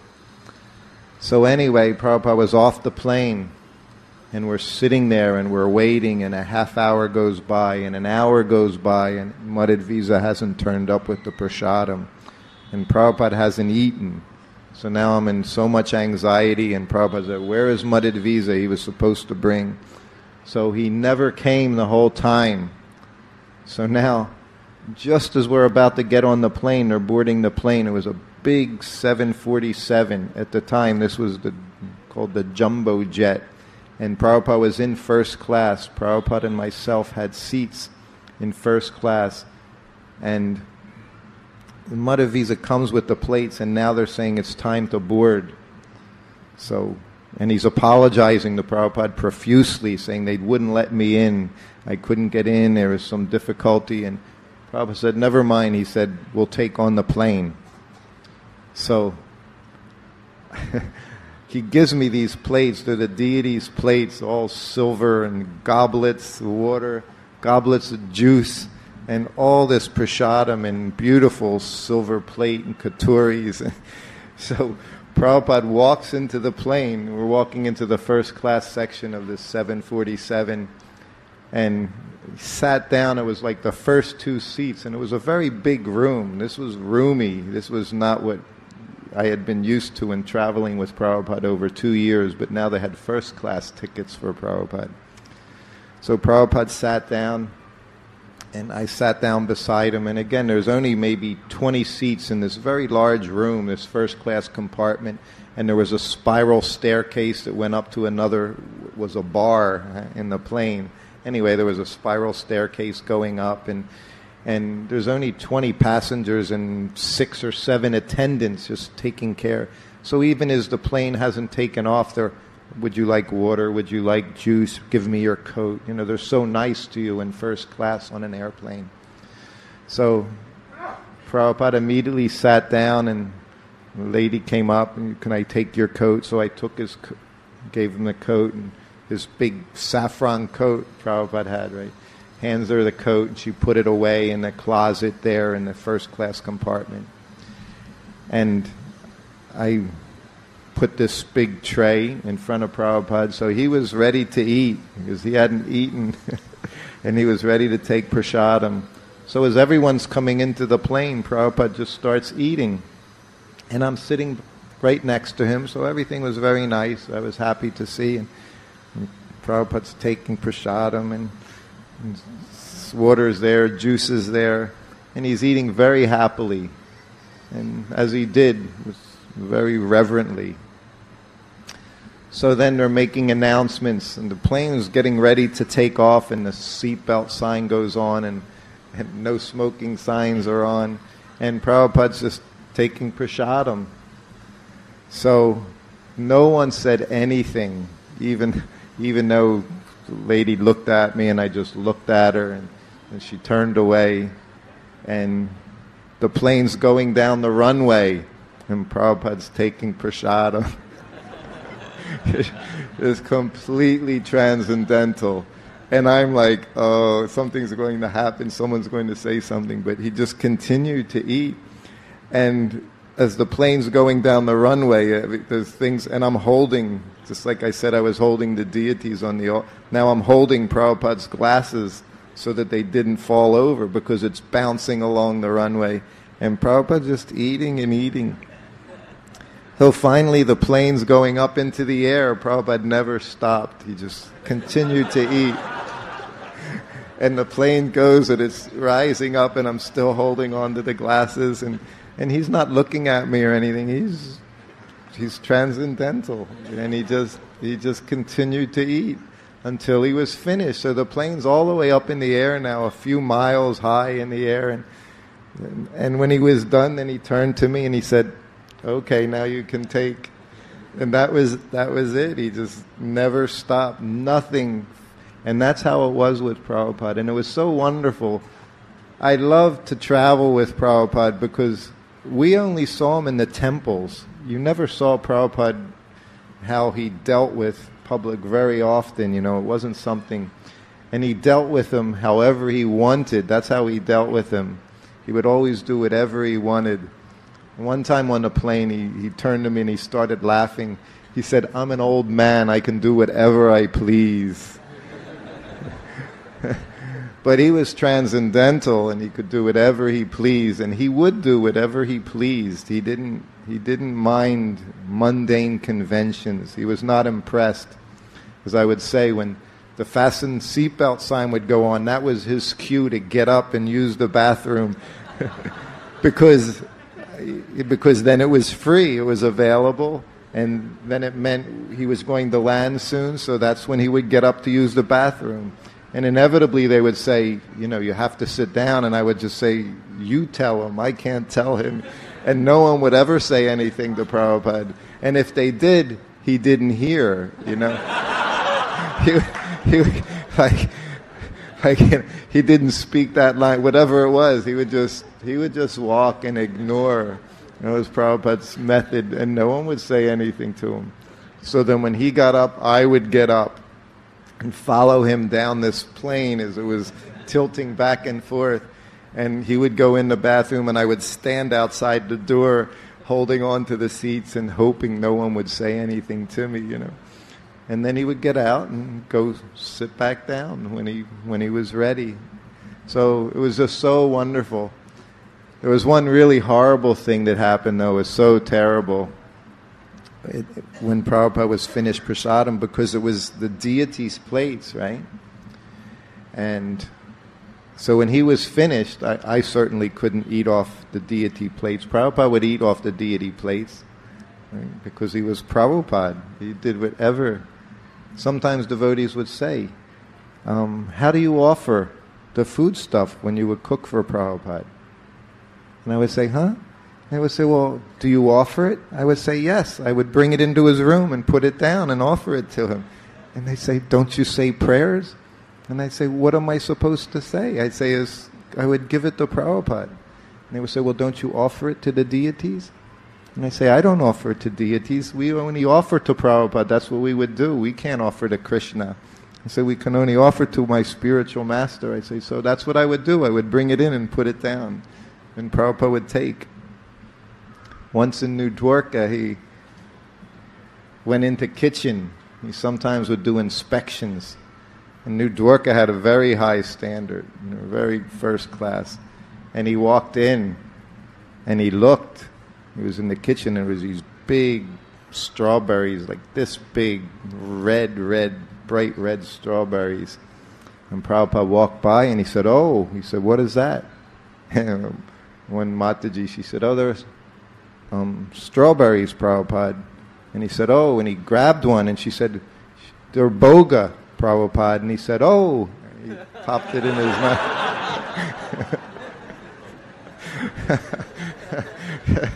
Prabhupada would show us his position. What did we think we were doing? We become so overwhelmed. So many things. He was so sweet. He threw it in his mouth. And this is what we did. We were so lucky, so fortunate. Prabhupada would give us the ability to offer things to him by saying prayers, yes. Otherwise, what was the question? We could do anything. We couldn't offer anything to anyone. We couldn't even offer to Prabhupada, except by his special causeless mercy. He trained us up to do these things. And then his head pujari in New Dwarka, Shalavati, she was number one pujari in 1972, 1973. Very first class devotee. And she was always trying to improve. Prabhupada didn't like sometimes our ideas of improvement in Krishna consciousness. Changing, he would say, you Westerners, always changing. Just do what I say. He said, don't change. He said, in the West, he said, that's your disease. You always want to change. So she would ask me sometimes about Prabhupada, and I would tell her how I cooked for him and bring him his lunch, and then bring chapatis to him one at a time. So she came to me one day and she said, Shruta Kirti, she said, do you know what I'm doing? I said, no. And she was worshipping Rukmini Dwarkadish, New Dwarka. She said, well, I bring them their boga, make the offering. And then she says, I'm going back into the kitchen and I'm bringing them chapatis one at a time. And I said, you are? She said, yeah, just like you do for Prabhupada. And I said, oh, okay.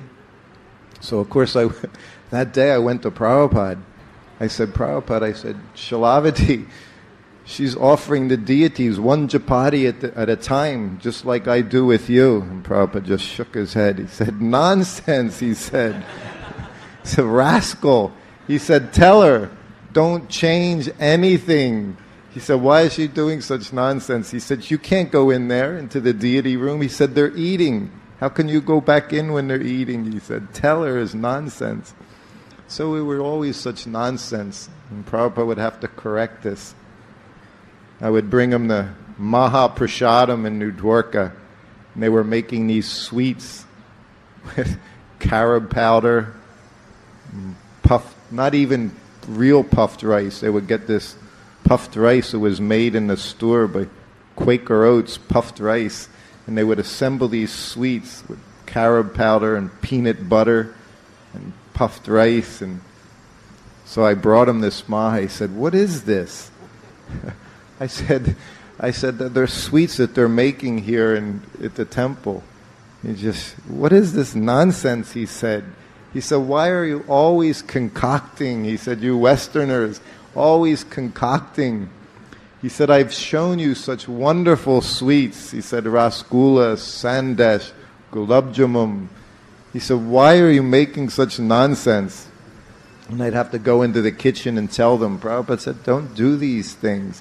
Don't concoct anything. Just do what I've said. This is what Prabhupada dealt with, but he was so sweet. And then if they were to come in the room and say, Prabhupada, were you upset? Oh, no, I'm not upset. He was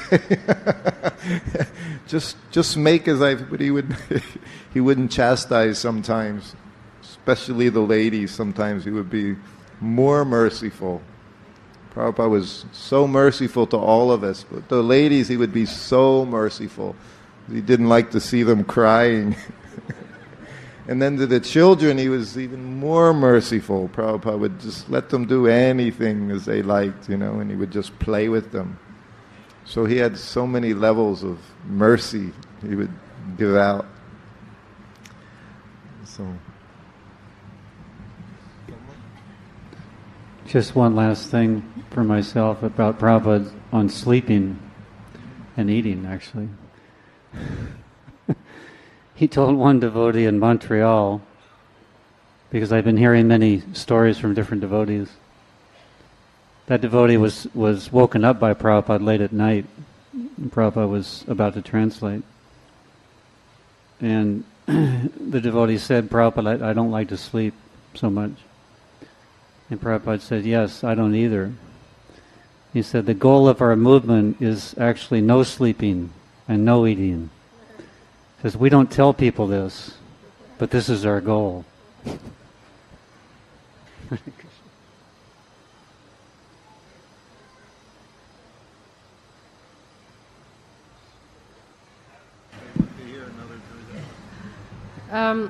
I just wanted to tell a little thing about George Harrison.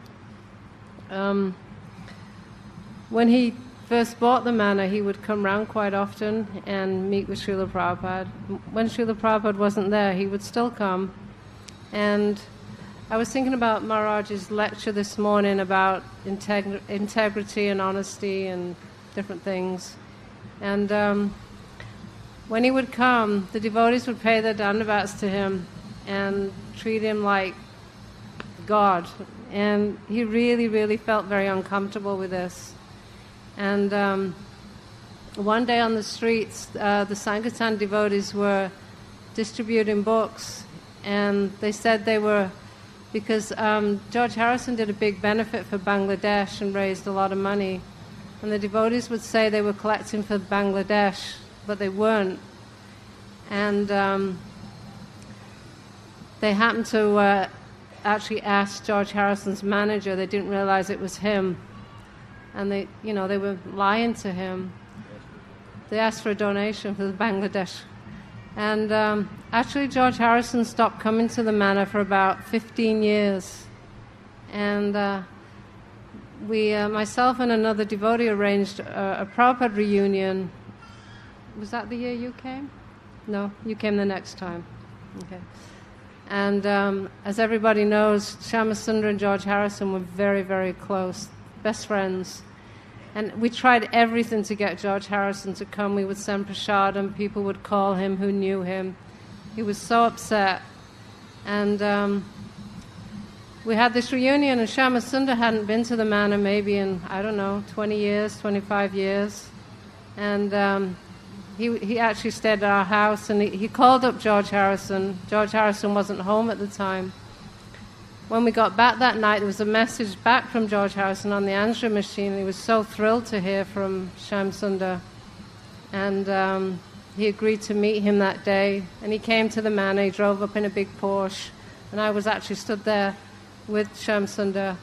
And he had his bead bag, and he had his deities, and as soon as he got out, he embraced Sham Sundar, and they went to Prabhupada's room, and George led a kirtan, and it was a very special time. And actually, I think then they went back to George's house, and I met George Harrison's wife a bit later, and she said that George was she'd never seen him so happy as now, being with those devotees. And I just wanted to mention that because of Maharaj's class this morning, George Harrison actually just wanted to be treated like an ordinary devotee, but because he had money and wealth and fame, we were giving him all this worship, And he came back only because of that friendship of Shama Sundar. And I just want to say Shama Sundar is a very, very special devotee.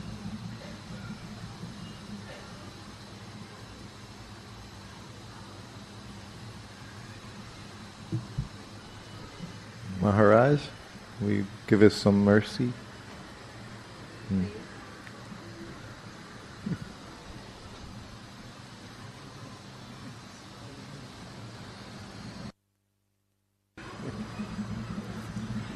I'll have to ask the devotees here then.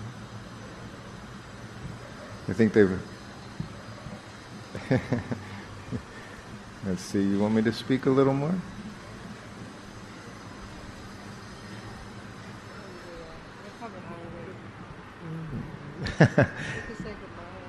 Yes. Okay, yes. Oh, yes. So we're going to finish, at least I'm going to finish up my part talking here.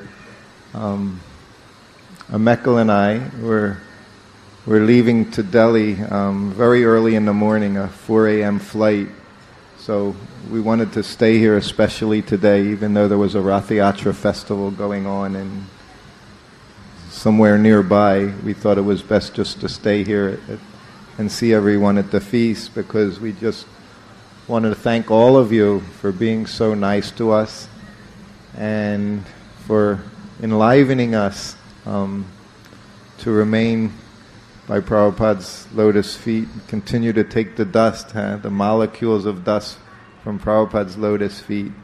So we're very eager to come here as soon as we can. And after being here, of course, we know why everyone speaks so highly about Chaupati Temple.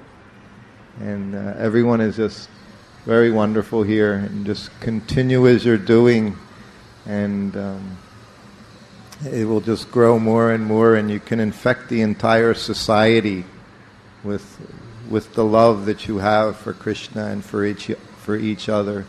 It's an example that Srila Prabhupada set, and I hope that over the past week that maybe some of the things I said showed that a little bit. I certainly don't know anything about Prabhupada at all, except that things that he did help me become attached to him, a little bit attached, and want to stay close by. And you're in such good hands here with Radhanath Maharaj. You have nothing to fear. You can be fearless because he's very expert. So you just have to stay in his boat, right? The Chaupati boat, and he'll take all of you back to Godhead. And by his mercy, he's also trying to drag us back with him. So we appreciate, Maharaj, everything you've done and continue to do, because I know you're always there for us. And we both want to thank you from deep within our hearts. And Yadabar and Vishaka, the same goes to you as well. And it's not possible to give what you don't have. So the reflection of Maharaj is here. And also they've come for the same reason, and they also have that same love. This is what Prabhupada has given his disciples. So it's here amongst all of them. So we just want to keep bathing in it as much as possible, and I know all of you do. So again, thank you all very much. Srila Prabhupada ki jai.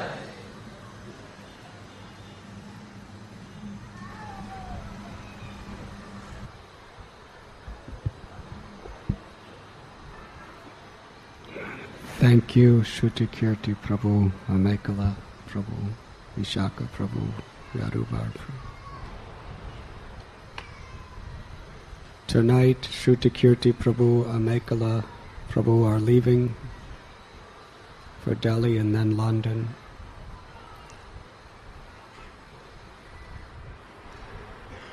Srila Prabhupada has, in a very special way, come to our temple and blessed us with his divine grace through the historical narrations of Shruti Kirti Prabhu over the past week. Let us express our sincerest gratitude to them.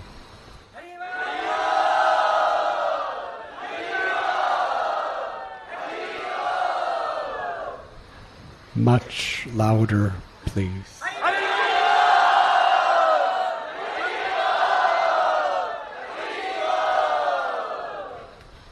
Much, much, much louder, please.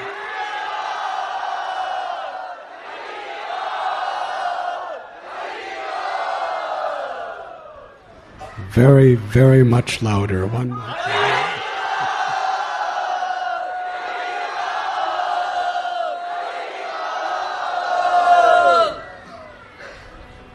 Now, let us chant the holy names with the same enthusiasm, please.